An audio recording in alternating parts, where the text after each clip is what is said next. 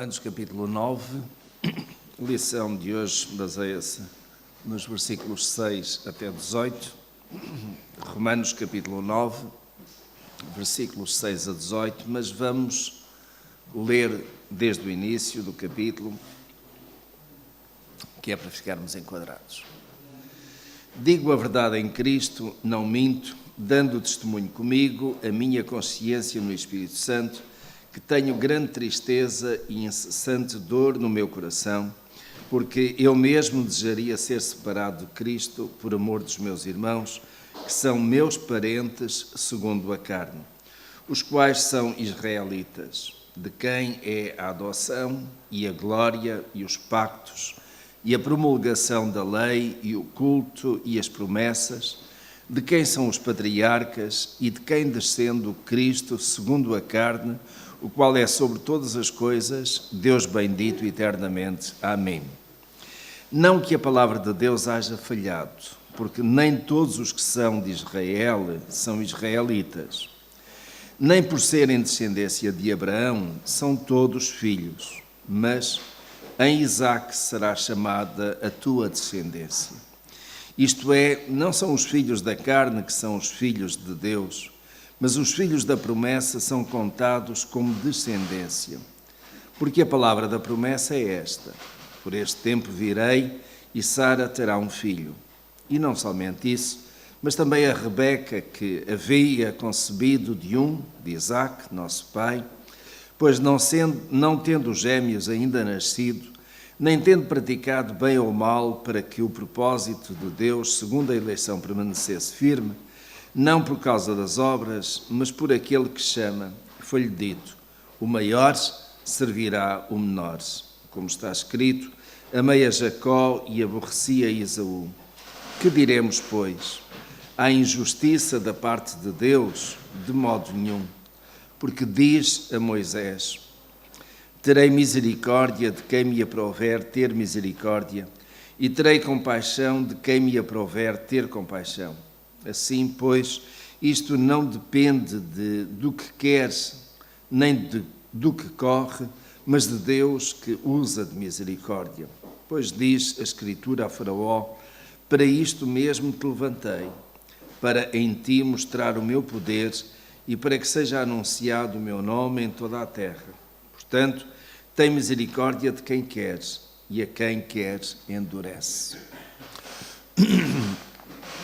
E este é o texto. As 2 semanas anteriores, nós andámos aqui com os primeiros 5 versículos, particularmente o 4º versículo, que são os privilégios dos judeus, e estão aqui bem salientes: a adoção, foram adotados como povo único, também a glória que naturalmente vem pelo facto de ser o povo eleito, o povo de Deus, os pactos, isto é, as alianças, os acordos que foram feitos, e neste texto que nós vamos considerar hoje, temos aqui mais de Isaque, de Jacó, a promulgação da lei, a lei que chegou nos dias de Jesus, veio através dos judeus, e ela permanece com os acertos necessários. Também o culto a Deus, já vem desde esse tempo, e as promessas. E hoje vamos falar exatamente das promessas, porque há uma pergunta que eu gostaria de deixar com os irmãos desde já: será que Deus é injusto? Fiquem com esta: será que Deus é injusto? Deus privilegia uns em detrimento de outros. Deus acaba por ser mais misericordioso para uns do que para outros. Deus fez promessas para uns e desprezou outros. Tudo isto, naturalmente, nós podemos perguntar. Mas eu gostaria de fazer 3 afirmações aqui. Em primeiro lugar, Deus cumpre as suas promessas. Depois, Deus elege, isto é, escolhe pessoas. E Deus usa de misericórdia. E, digamos, em torno destas 3 afirmações, nós vamos estruturar o nosso texto aqui a partir do versículo 6. E o versículo 6 lembrando, diz assim, não que a palavra de Deus haja falhado. A palavra de Deus não falhou, mas há alguns que não beneficiaram dos privilégios que Deus concedeu aos israelitas. E porquê? Vamos ver. Nem todos falharam. Apesar de muitos israelitas terem falhado, terem desperdiçado os privilégios especiais que Deus deu àquele povo eleito, nem todos falharam. Houve homens fiéis, homens que, não sendo perfeitos, procuraram ser obedientes a Deus, tais como Abraão, José, Jacó, José, mais Moisés, Josué, Davi, foram homens obedientes a Deus. E o verso 6 diz, porque nem todos os que são de Israel são israelitas. E isto dá que pensar. Então, nem todos os que são de Israel são israelitas. Era a mesma coisa que dizer, nem todos os portugueses são, nem todos os portugueses, nem todos os de Portugal são portugueses. Seria a aplicação. O que é que há aqui? O que é que distingue uns dos outros? E o verso 7 ele diz, nem todos, nem por serem descendência de Abraão, são todos filhos. Aqui já está a entrar num outro campo, não é, meus irmãos? Alguém diz, eu sou filho de Abraão, logo eu tenho todos os privilégios. Esta é a ideia dominante dos judeus. Ainda hoje, não é? Somos descendência de Abraão. Quantas vezes não colocaram isso diante de Jesus? Eu sou descendente de Abraão, nós somos filhos de Abraão, logo temos todos os privilégios. E, meus irmãos, eu levo-vos um pouquinho atrás, àquele tempo em que o povo de Israel está a sair do Egito, depois de ter clamado e ter sofrido durante décadas, durante séculos até, espezinhado por Faraó. Quantos chegaram desses, quantos chegaram à terra prometida? Apenas 2. E foram centenas de milhares. Apenas 2. E porquê? Não eram todos eles israelitas? Não eram todos eles da descendência de Abraão? Então o que é que falhou? O que é que esteve em falta? Obediência. Obediência, exatamente. E é isso que está aqui, então, no verso 7 e em diante, não é? Nem por serem descendência de Abraão são todos filhos. E reparem a questão de filiação aqui. Filhos de quem? Filhos de Abraão, da descendência de Abraão. Mas há aqui, digamos, duas palavras que nós precisamos ter em conta: descendência e filhos. Alguém que é filho, digamos, tem aqui uma ligação com o pai. Alguém que é da descendência também. Então, o que é que nós estamos a considerar aqui? Descendência e filhos de Abraão parecem ser coisas distintas. Se eu vos colocar isto nestes termos, um é um aspecto físico e outro é um aspecto espiritual. Já conseguimos chegar lá, não é?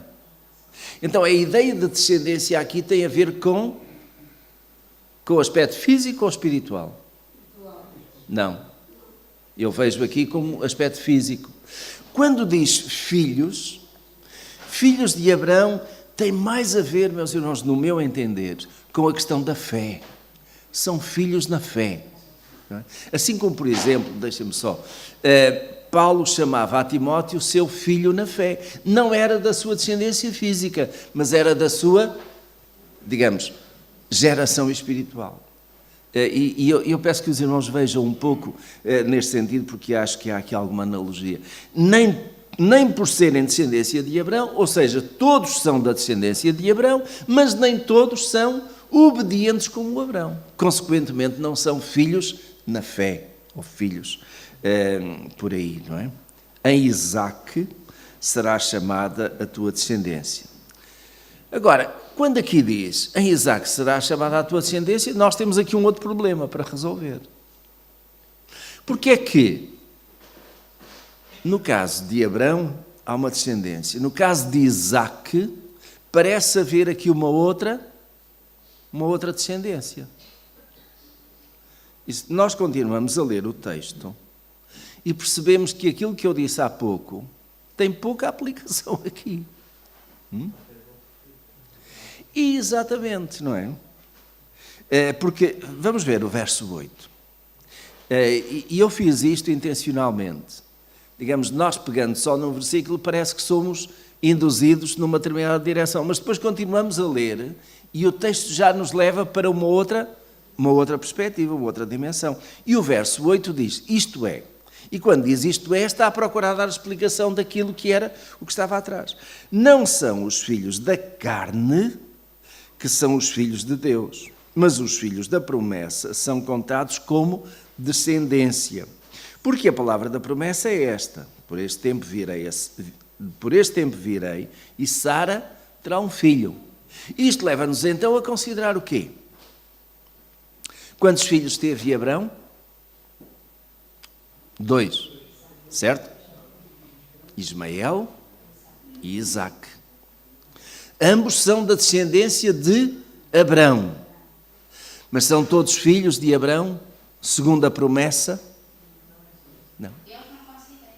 E então está aí. Portanto, o que está em causa aqui, que está a chamar aqui filhos, tem a ver com esta questão de promessa. A promessa foi feita a Abraão de que ele teria uma grande descendência. Mas não disse que Abraão teria de procurar qualquer mulher para ter essa descendência. Isso estava relacionado diretamente com uma promessa. Então a questão aqui de filhos tem a ver exatamente com esta questão da promessa. E quando eu há pouco disse tem a ver com a questão de fé, eu não estava errado, pois não. Porque a fé de Abraão viu-se em quem? Em Ismael ou em Isaque? Em Isaque.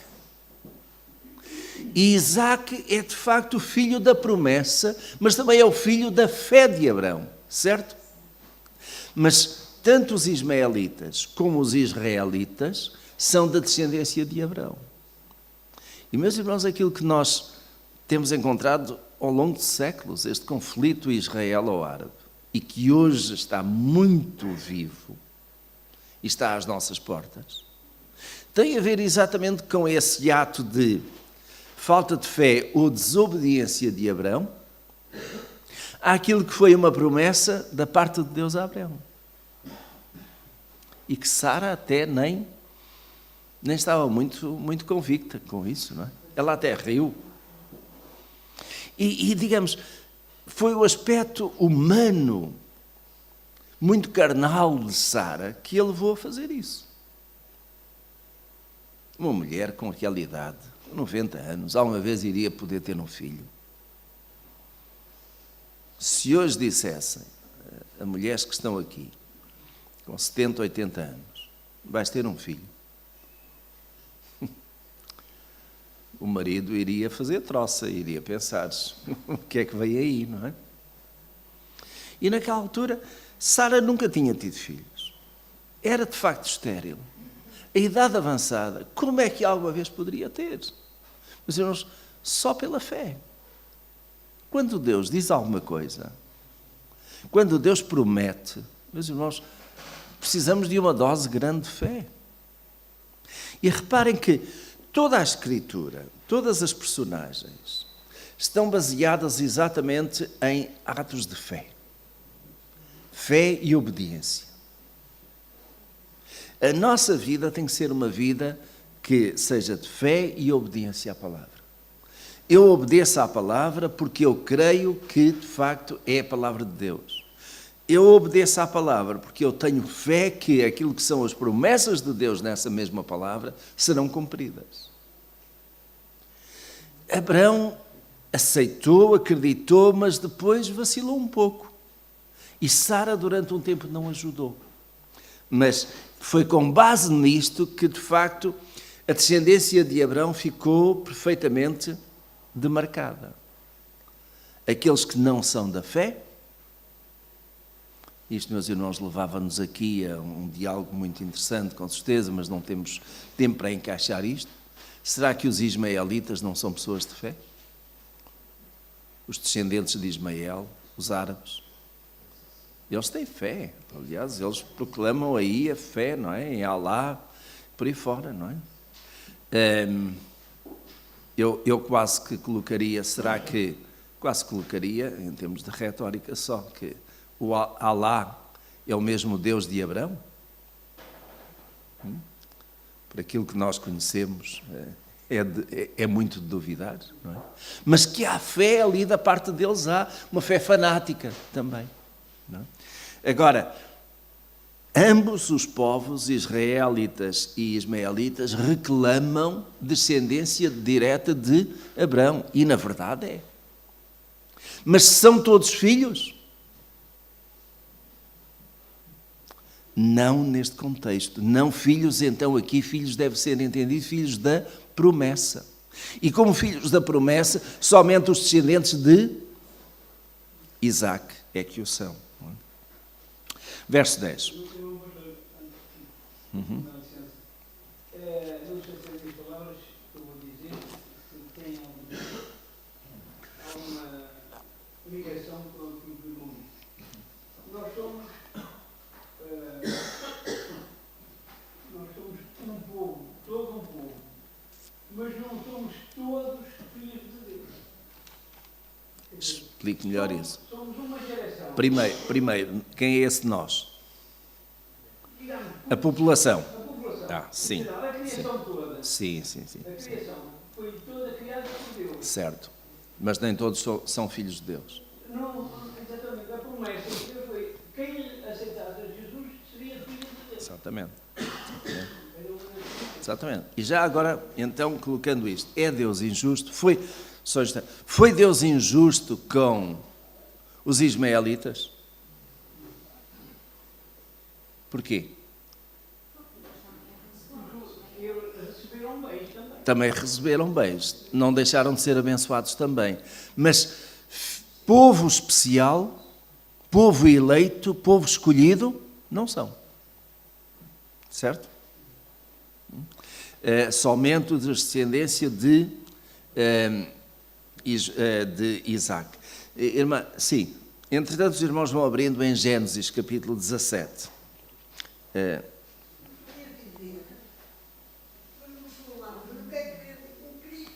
Quem? Sim. Uhum. Não, aceitam Cristo apenas como um profeta. Que nem sequer é o maior. O profeta maior é o que veio depois, em Maomé. Não é?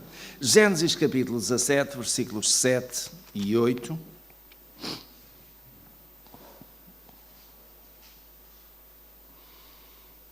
Gênesis 17, capítulo 7. Estabelecerei o meu pacto contigo e com a tua descendência depois de ti em suas gerações, como pacto perpétuo para te ser por Deus a ti e à tua descendência depois de ti. Dar-te-ei a ti e à tua descendência depois de ti a terra de tuas peregrinações, toda a terra de Canaã, em perpétua possessão, e serei teu Deus.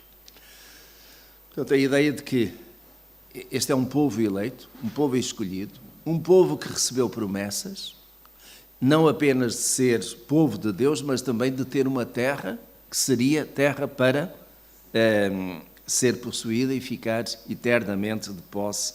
E é por isso que, digamos, todos estes conflitos, por causa da terra de Israel, são de facto pertencem, digamos, ao nosso tempo e não só, mas aquela terra é possessão de Israel. Eu tenho essa convicção. Tenho que lutar muito por ela, tenho que a defender. Em Gênesis capítulo 21, versículos 12, 13, é a situação de Ismael. Gênesis capítulo 21, versículo 12.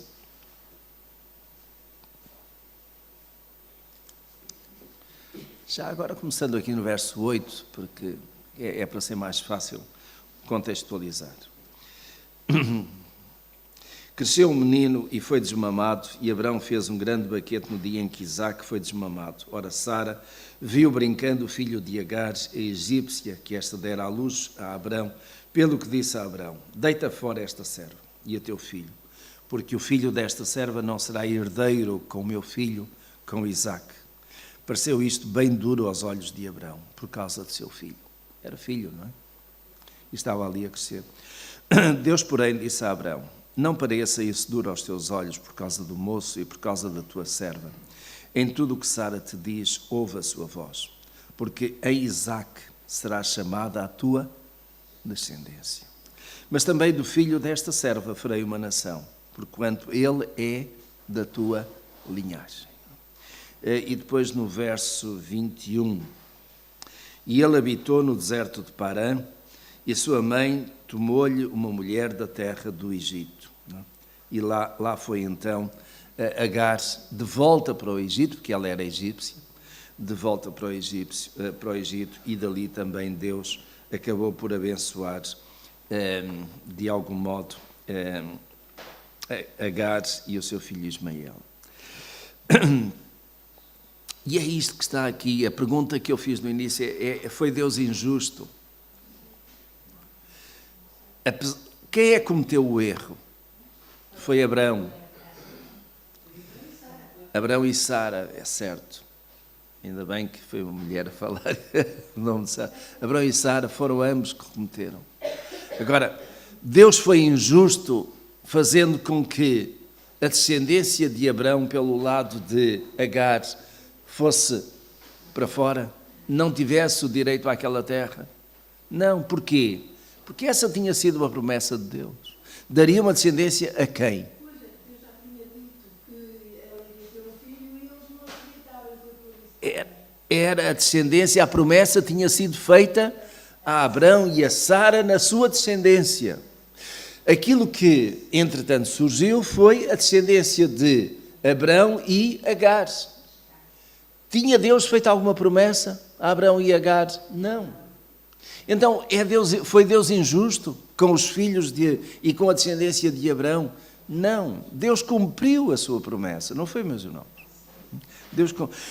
Aquilo que às vezes os homens, numa análise assim, muito à distância e muito fria, mas muito parcial também, acabam a fazer então, se os ismaelitas são descendência de Abraão, porque é que não têm o direito também à terra? Não têm porque não tinham. Não foi essa a parte da promessa de Deus.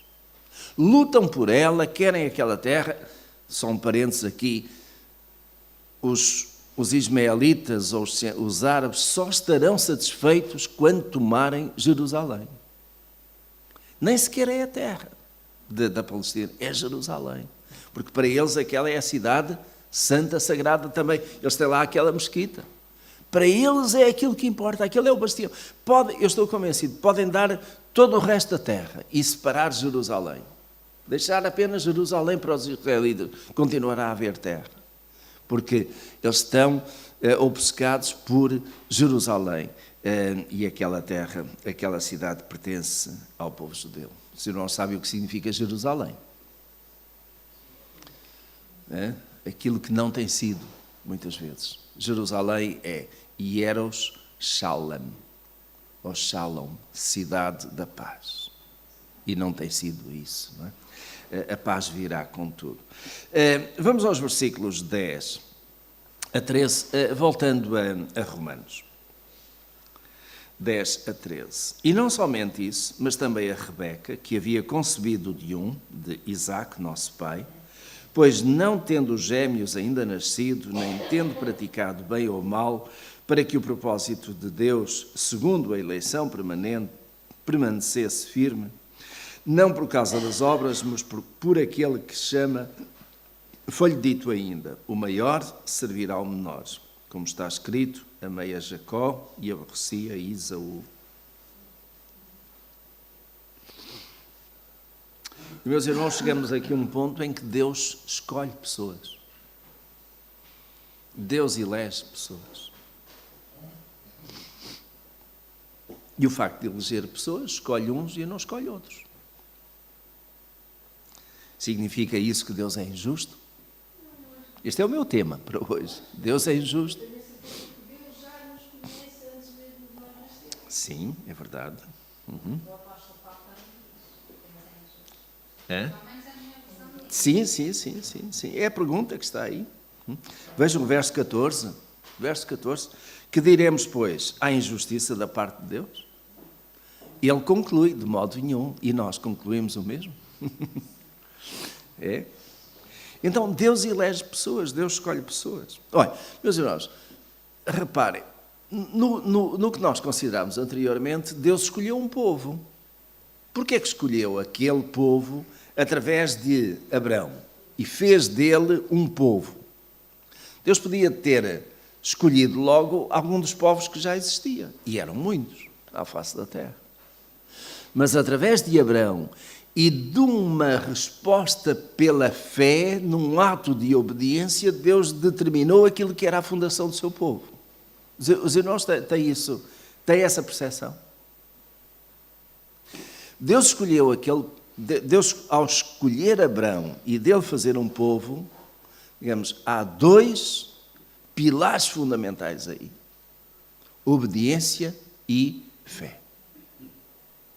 Obediência e fé. Digamos, quando nós também, como cristãos hoje, somos desafiados a seguir Cristo, o que é que nos é pedido também? Duas coisas: fé e obediência, não é? Fé para quê? Para crermos. Obediência para seguirmos, certo?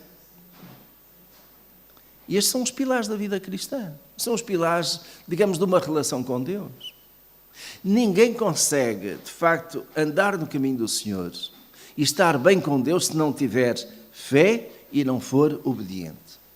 E só para recordar, foi por um ato de desobediência que Adão deitou tudo a perder, certo? Ele desobedeceu à palavra. Não é? Sim, irmão António.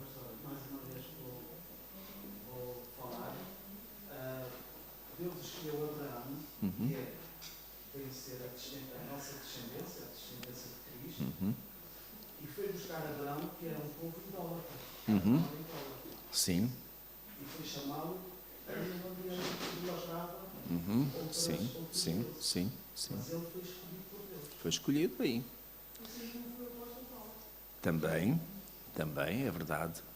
E assim como Deus também escolheu entre vários discípulos, escolheu aqueles 12, não é?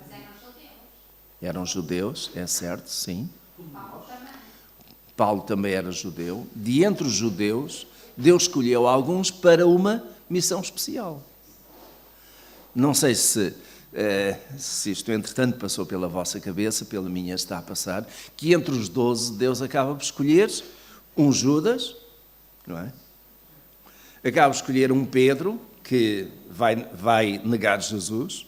Acaba por escolher um João, que estava pronto para mandar vir fogo do céu. Não, o João apóstolo, ali. Então, Deus escolheu pessoas que eram imperfeitas, para que nessa imperfeição Deus pudesse agir e as tornasse perfeitas, ou as tornasse, digamos, mais em conformidade com aquilo que é o plano de Deus. Deus escolhe pessoas. E ao escolher pessoas, deixa outras de fora desse processo de escolha. Mas quando Deus escolhe, Ele tem uma finalidade, Ele tem um propósito.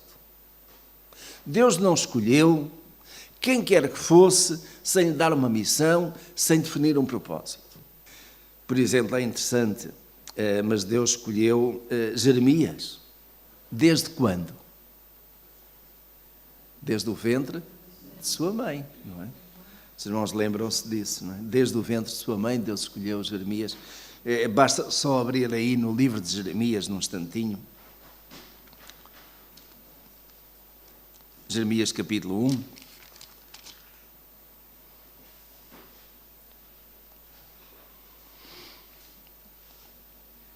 Jeremias capítulo 1, verso 5. Antes que eu te formasse no ventre, te conheci, e antes que saísses da madre, te santifiquei. Às nações te dei por profeta. Isto, meus irmãos, é muito interessante. Há aqui três verbos que são determinantes: conhecer, santificar, dar. Antes que te formasse no ventre, eu te conheci. Ou seja, os irmãos, reparem, ainda os dois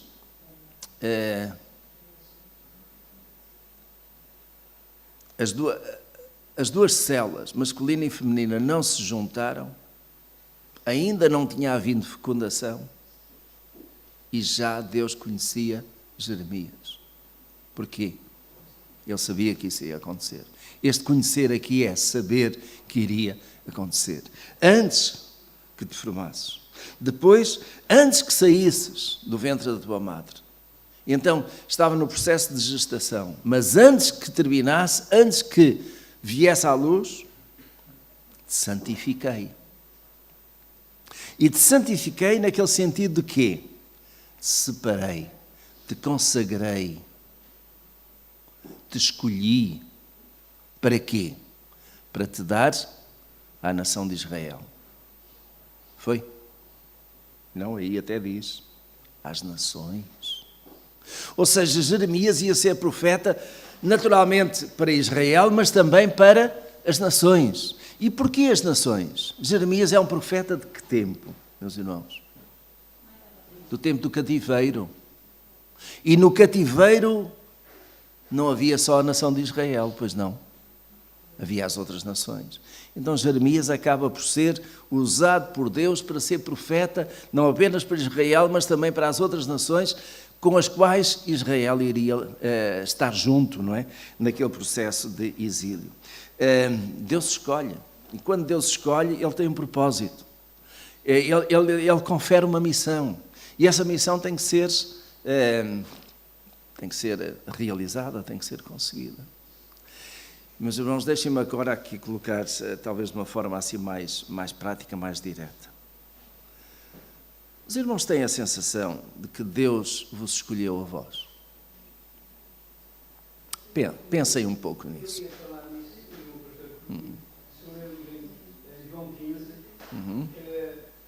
Sim. diz, não me escolheste vós a mim, mas eu não me escolheste vós a mim, mas eu vos Escolhi a vós. E vos escolhi para quê? Para que vades e deis fruto. Estão a ver aí o propósito. Deus, os irmãos, não sei se têm feito esta leitura da Escritura, Deus tem um propósito sempre naquilo que faz. Nada é deixado ao acaso, nada fica sem sentido. Vamos colocar isso agora aqui para nós. Os irmãos, pensem na vossa família carnal e vejam quantos são crentes. Na vossa família, na vossa casa, digamos numa extensão maior, Deus escolheu-vos a vós, não foi? E os irmãos já pensaram, para quê? Porquê? Por outras palavras, nós que somos crentes, que somos filhos de Deus, na nossa família, naqueles que nos são próximos, o que é que nós estamos a fazer? Estamos a ser mensageiros de Deus? Estamos a ser profetas? Estamos a ser testemunhas? Como é que Deus nos está a usar? Como é que Deus nos quer usar no seio da nossa família onde nós estamos? Os irmãos já pensaram nisso? Têm pensado, com certeza. Porque alguns converteram-se quando ainda eram jovens. E qual foi a sua grande preocupação? Levar os seus filhos também ao conhecimento de Deus. Mas não apenas o Evangelho ficou na vossa família, dentro da vossa casa. Por causa do vosso testemunho também chegou a outros. Aí está o propósito de Deus. Agora, claro que isto leva a uma pergunta. Então, e porquê é que Deus não escolheu o vosso primo, ou o vosso irmão, ou a vossa irmã, o vosso cunhado? Porquê é que Deus não escolheu esse? Porquê é que os irmãos reagem? Como? No caso de Esaú e Jacó, sim. A vontade de Deus é soberana. Mas isso significa então, indo aqui, mas ainda ficando no caso da nossa família, para não perder aqui o pensamento, Deus não terá dado igual oportunidade aos vossos familiares que ainda hoje não são crentes? Não ouviram eles o Evangelho também? E o que é que fizeram com ele? Nada. O que é que lhes faltou a eles? Duas coisas: fé e obediência. Não é, meus irmãos? Porque senão eles seriam também como nós, não é isso? Deus faz acepção de pessoas. Deus só diz: olha, eu só quero este lá no céu, ou estes, os outros não quero. Deus faz isso? Não. Deus dá oportunidades para todos. Ele usa, isso é certo, Ele usa os seus filhos para que levem a mensagem a outros. E nós somos mensageiros. Somos ministros da reconciliação, como Paulo fala aos crentes em Corinto. E temos essa responsabilidade. Esse é o propósito de Deus. Deus podia mandar os anjos para evangelizar o mundo inteiro. Deus usa-nos a nós. É uma escolha que Deus fez. Agora, a oportunidade que Deus dá é para todos, mas nem todos aproveitam, nem todos respondem. E digamos, a diferença é feita na resposta de cada um. Nós respondemos e fomos aceitos como filhos de Deus. Há pouco falou, acho que foi o irmão, falou, todas as pessoas são criaturas de Deus, mas nem todos são filhos de Deus. E isto quase que poderíamos dizer aqui que encaixa bem nesta análise que estávamos a fazer aqui, ou que Paulo fez. São todos israelitas? São todos filhos da promessa? Não, não são. Não são. A oportunidade que Deus dá é a todos, mas nem todos aceitam. Voltando então aqui, e vamos caminhar para o fim, no caso de Jacó e Esaú. Qual foi então o problema destes dois? Eles eram gêmeos, não é? E estavam para nascer. E quando chegou o tempo, quem é que supostamente viria à frente? Os irmãos vejam, é interessante como Paulo coloca, o maior servirá ao menor. E será que o maior era maior em corpo? Era maior porque até foi concebido primeiro? No caso de gêmeos, eles são concebidos na mesma altura, não é? Têm o mesmo tempo de desenvolvimento. À partida, não era fisicamente um maior do que outro. Então, o que é isto de maior e menor? Era aquele que iria nascer primeiro, não é? E o que nascesse primeiro tinha o direito de primogenitura. E isso dava-lhe outros privilégios. E, de facto, o que aconteceu foi que um nasceu primeiro. Porquê? Porque segurou o pé, não é? Houve ali um que segurou o pé do outro, nasceram. Então, aquele que nasceu primeiro tinha todos os privilégios, tinha todos os direitos. Só que vendeu esses direitos por um prato de lentilhas, não é? Do que nós conhecemos. Também. Aí, não é? Então vendeu esse direito, considerou que isso não era importante naquela altura, que ele tinha era fome. Ele queria comer bem, estar bem. E entregou de bandeja esse direito. Deus acabou por escolher então, depois arrependeu-se. E nessa altura já foi tarde. Quando chegou à altura da bênção,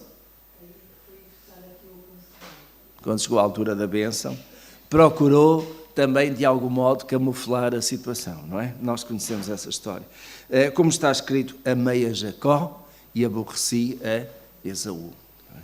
E é de Jacó, reparem, Esaú continuou na descendência de Abraão. Mas aquilo que lhe seriam os direitos por privilégio de primogenitura, ele não os teve. Passou para Jacó. E é Jacó que depois é mencionado. E reparem, ainda nos dias de hoje é referido a Abraão, Isaac e Jacó. Esaú ficou de fora no processo. E os outros filhos de Jacó também só ficou, foi José depois. Exatamente. Então, estamos a ver aqui que foi Deus injusto? Não, aquilo foi uma decisão entre eles. E, meus irmãos, isto só mostra aquilo que nós já estamos fartos de saber. Decisões trazem consequências. Escolhas que nós fazemos trazem consequências. E isso em tudo. Finalmente, o último ponto. Deus usa de misericórdia. É os versículos 15 até 18. Temos 3 minutinhos aqui. Porque Deus diz a Moisés: terei misericórdia de quem me aprouver ter misericórdia. E terei compaixão de quem me aprouver ter compaixão. Quem é que diz isto? Deus. Então é a soberania de Deus. Já agora, meus irmãos, que significa misericórdia? É mais do que pena, não é? Misere é de miséria. Córdia vem de cardia, coração. Então Deus tem o seu coração. É verdade, tem um pouco de pena, mas Deus é mais do que pena, porque é o coração de Deus nas nossas misérias. Deus tem misericórdia de nós. Não é aquele golpe de misericórdia, não é isso, porque aí acabava conosco, não é? Mas é misericórdia no sentido que nós merecíamos castigo e Deus não nos castiga segundo segundo os nossos erros, segundo os nossos atos, não é? Deus tem misericórdia. Terei compaixão de quem me aprouver ter compaixão. Assim, pois, isto não depende do que queres, nem do que corre, mas de Deus que usa de misericórdia. Deus é misericordioso. Agora, meus irmãos, deixem-me fazer aqui a pergunta que eu coloquei desde o início. É Deus injusto? Não. Porquê?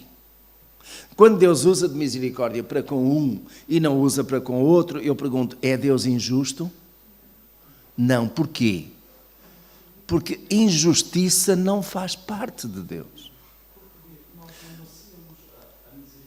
Sim, mas digamos, Deus não é injusto em nada. E quando Deus age ou faz escolhas, é segundo a soberania de Deus, segundo a justiça de Deus, mas também segundo aquilo que Deus definiu que iria fazer, das promessas de Deus. Ele usa de misericórdia para com quem quer, mas isso não significa que ele seja injusto.